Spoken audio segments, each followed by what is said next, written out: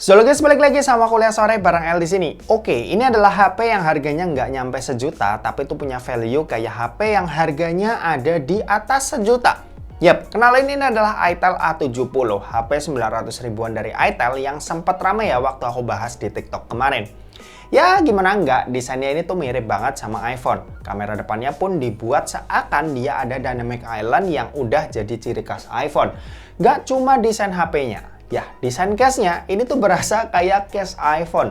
Cuma lingkaran di tengahnya ini nggak ada fungsinya ya kayak iPhone yang kepake buat MagSafe. Di sini itu cuma hiasan aja biar pas dipakai orang tuh ngiranya kayak kita lagi pakai iPhone. Buat harga rilisnya sendiri ini mulai dari Rp889.000. Cuma harusnya sekarang udah kembali normal jadi Rp989.000. Oke, kita ngomongin desainnya dulu yang mirip kayak iPhone ini. Buat desain sih sebenarnya bagus, pilihan material, penempatan kamera, finishing, dan frame-nya yang dipakai itu nggak berasa kayak HP ratusan ribu. Desainnya ini juga mirip kayak itel S23 Plus, cuma bedanya di sini tuh punya bentuk flat. Tapi ya itu, ini bahasa desain iPhone yang kelihatan banget si itel ini niru. Buat yang nggak pede pas lagi kumpul sama temen karena takut dicengin, ya mending urungin niat kalian aja buat beli HP yang satu ini. Karena serius ini jiplaknya 90% lebih. Tapi kalau misal kalian cuek, ya udah kita bisa ngomongin hal lain tentang smartphone yang satu ini karena HP ini tuh bagus ya buat harga 900 ribuan. Buat di sisi atas smartphone ini itu kosong, nggak ada apa-apa. Di sisi kanan ini ada tombol volume dan tombol power yang jadi satu sama fingerprint scanner. Di sisi kiri ini ada SIM tray slot yang jenisnya ini triple slot. Jadi tuh bisa nampung 2 buah kartu nano SIM plus 1 buah kartu micro SD tambahan. Dan buat di bagian bawahnya ini ada jack audio 3,5 mm, lubang mikrofon, lubang charging USB-C dan grill speaker yang jenisnya ini mono speaker. Yap, lubang chargingnya ini udah USB-C ya. Mantap nih, dimana kebanyakan HP di bawah 1 juta itu tuh biasanya masih pakai micro USB. Lanjut kalau buat layar, panel yang dipakai ini IPS LCD. Resolusinya HD Plus 720x1612 pixel dengan luas layar yang ada di 6,6 inci. Buat layarnya ini sebenarnya standar aja ya. Ya wajar lah buat ukuran HP di harga segini, dimana kebanyakan HP di harga segini spek layarnya rata-rata juga begini. Cuma menariknya di sini ada dynamic bar yang bisa dibilang ini adalah fitur istimewa. Ya ini tuh bisa nampilin notifikasi, terus bakalan muncul ketika kita lagi ngecas dan ketika kita lagi mau buka kunci layarnya pakai face unlock. Untuk animasinya ini juga terbilang cakep, gerakannya lumayan smooth buat ukuran HP harga ratusan ribu. Cuma emang karena ini panelnya IPS, jadi hitamnya berasa kurang pekat. Dan ini agak sedikit kelihatan ya perbedaan di bagian bezel sama animasi dynamic bar-nya. Buat refresh rate ini ada di 60Hz aja, wajar juga nih buat ukuran HP murah. Dan dia tuh punya kecerdasan 500 nits yang mana ini tuh sedikit lumayan bagus ketimbang HP-HP murah lainnya yang biasanya masih 400 nits aja. Ditambah dia udah ada screen protector tambahan yang langsung kepasang di layarnya. Overall kualitas layar yang ditampilin ini cukup oke. Mungkin kalau itel berani buat pakai layar punch hole, jelas ini HP tuh makin worth it lagi. Tapi ya buat HP 900 ribuan nggak masalah lah ya. Kalau misal itel masih mau pakai layar water drop notch, mungkin mereka juga mau ngabisin stok layar yang ada di gudang. Tapi itel tolong dong kalau bisa generasi selanjutnya bisa pakai punch hole ya. Oke. Lanjut kalau buat performa itel A70 ini itu dibekali dengan chipset UniSoC Tiger T603. Untuk UniSoC T603 ini itu bisa dibilang setara sama MediaTek Helio G35, Helio G37 dan Snapdragon seri 4 ya kayak Snapdragon 450. Buat performanya emang kentang, tapi ya perlu diingat ini HP 900 ribuan. Jadi emang ini wajar ya kalau misal itel masih pakai chipset yang satu ini. Dan kayaknya ini udah paling pas karena kalau misal dipaksain buat pakai yang lebih kencang, ya bisa-bisa kita disuruh rakit HP-nya sendiri kan. Oke, buat storage untungnya ini cukup lega. Kalau biasanya di harga segini brand lain itu ngasih kapasitas 2/32 GB, itel nggak nanggung-nanggung. Dia ngasih dua opsi yang ada 3/128 dan 4/128 GB. Ditambah dia juga ada slot buat micro SD tambahan buat kita yang ngerasa kurang ya kalau misal kapasitas 128 GB-nya ini udah penuh. Untuk dipakai harian sih lumayan lancar ya, lemot-lemot dikit itu wajar apalagi setelah penggunaan beberapa tahun. Cuma emang yang jadi nilai jual di bagian performanya itu tuh ada di bagian storage-nya ya yang lega dan bisa kita pakai buat jangka panjang buat kalian yang suka nyimpenin banyak aplikasi, foto atau file. Nah, kalau buat main game, kita coba tipis-tipis aja ya.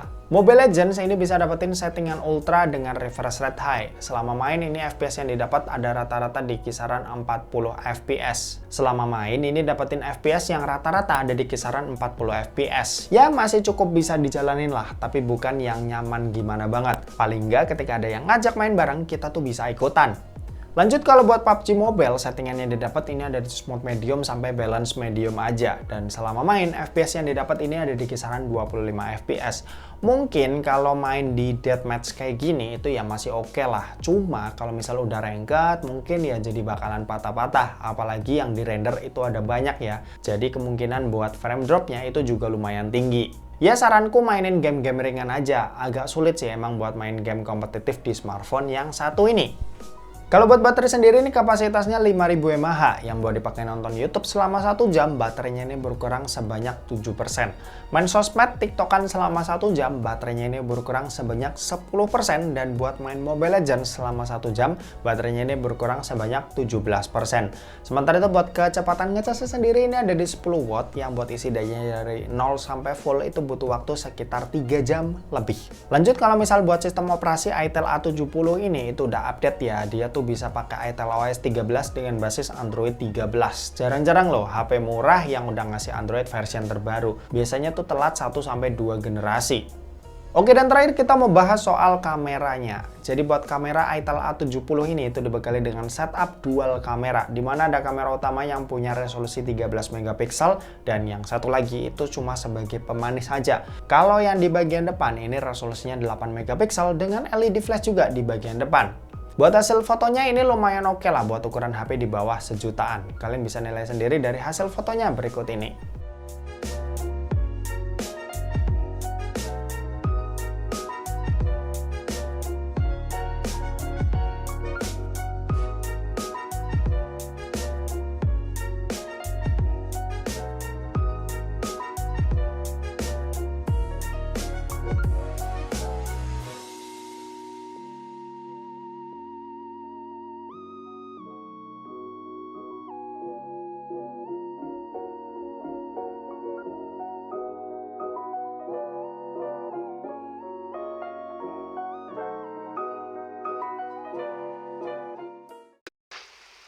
Oke, ini contoh perekaman video dari Itel A70, hasilnya seperti ini.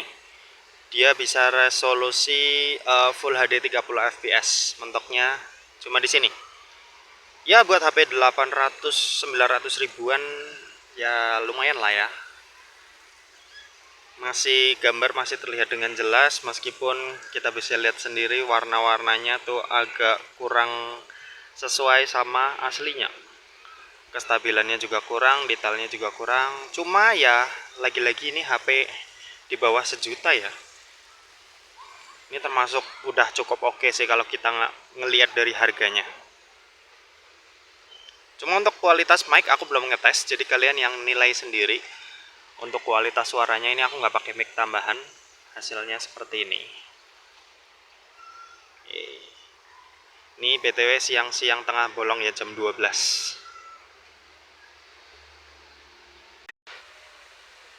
Oke, kamera depan juga sama, dia di Full HD 30 fps mentok dan hasilnya seperti ini. Gimana menurut kalian? Ini aku nggak pakai mic tambahan, jadi mic langsung dari smartphone-nya. Kalau nggak salah mic-nya ada satu di bagian bawah. Ya, hanya ada satu doang sih. Dan hasilnya seperti ini. Warnanya kalau aku lihat di layar itu tuh agak kebiru-biruan gitu ya. Cuma nggak tahu hasil akhirnya nanti kalau udah di komputer atau layar kalian lihat sekarang gimana. Apakah ini layarnya yang membuat dia agak kebiru-biruan atau emang hasil perekaman videonya yang kebiru-biruan. Coba nilai sendiri untuk kualitasnya. Kalau aku bilang sih buat kamera depan agak sedikit kurang oke lah ya, tapi yang belakang tadi lumayan oke buat ukuran HP 800 ribuan. Oke, seperti ini hasilnya. Gitu aja, kita balik ke studio. Yo. Oke, kesimpulannya jelas aku tuh bakal ngerekomendasin Itel A70 ini buat kalian yang lagi cari HP dengan budget nggak nyampe 1 juta. Ya, meskipun namanya belum terkenal brand-brand lain, tapi itel tuh udah berani ya, udah cukup teruji juga di Afrika dan India sana. Mereka jadi pilihan nomor satu lah kalau orang-orang tuh cari HP murah. Dan buat kalian yang belum tahu itel, ini tuh satu grup sama Infinix. Jadi ya anggap aja itel itu adiknya Infinix. Dan oke, mungkin segitu aja buat video kali ini. Terima kasih buat yang udah nonton video ini. Jangan lupa buat like, komen, dan share juga ke teman-teman kalian supaya teman-teman kalian mendapatkan informasi yang bermanfaat dari kuliah sore. Oke, terima kasih buat yang udah nonton video ini sampai habis dan sampai jumpa di kuliah selanjutnya. Bye-bye.